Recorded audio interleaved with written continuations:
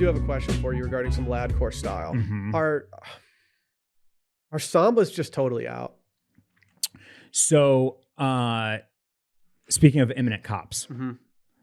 at the end of last week, I did my damnedest and I was able to pull trig on the Wales Bonner Adidas Sambas in the white and green colorway that was the sought after Mm-hmm. colorway.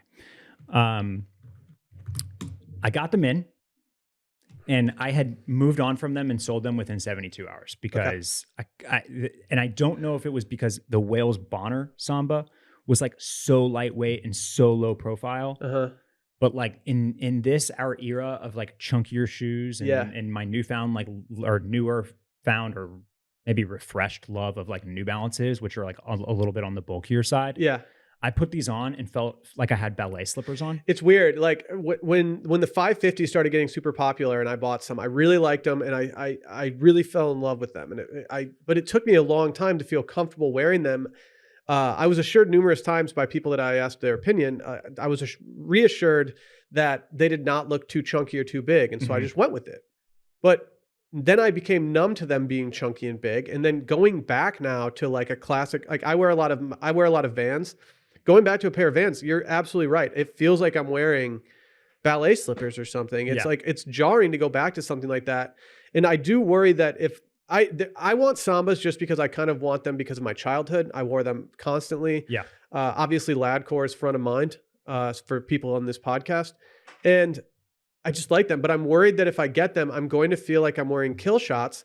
And the issue that I have with kill shots is that they make my feet feel super long, like I'm like Ronald McDonald or something. And so I think they look good on people, but for me, I can't look down at them and think that I look good in them. It's just a weird mental hiccup I have. Yeah. And so this was the first pair of Sambas I'd ever had in hand, but over the years, I've worn both Adidas Campus and Adidas Gazelle, which are like two other like very similar silhouettes from the Adidas Originals lineup.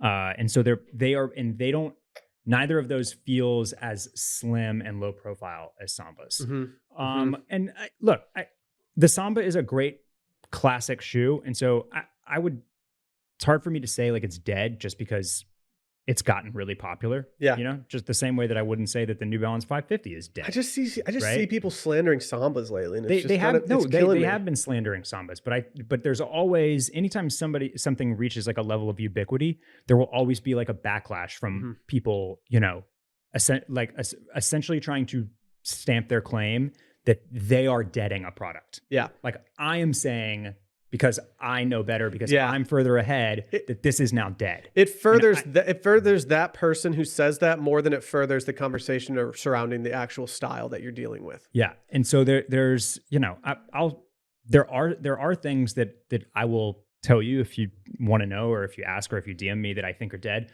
Sambas are not one of them.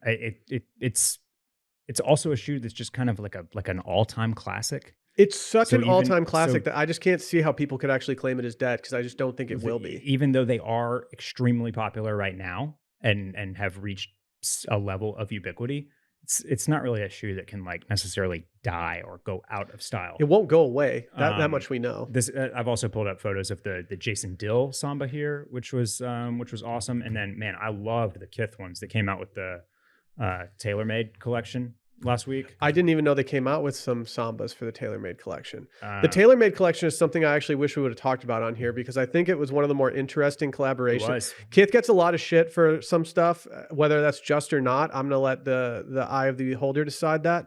But when it came to their TaylorMade collaboration that they did, I could not have been more impressed. I thought going with the old school TaylorMade logo was an incredible move from them. I thought the marketing of it was really smart, using J.R. Smith, and it all made sense to me. It was a cool collaboration in a world where Kith gets a lot of shit for a lot of stuff they do.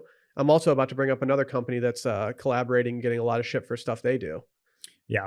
But yeah, just to cap off the Samba conversation, that's my advice. If you're worried about Sambas, if you think that they're too low profile, if you think that they are potentially too mainstream at this point, that I would sidestep and check out Gazelles or Campus to get essentially the same vibe in a silhouette that's not so saturated.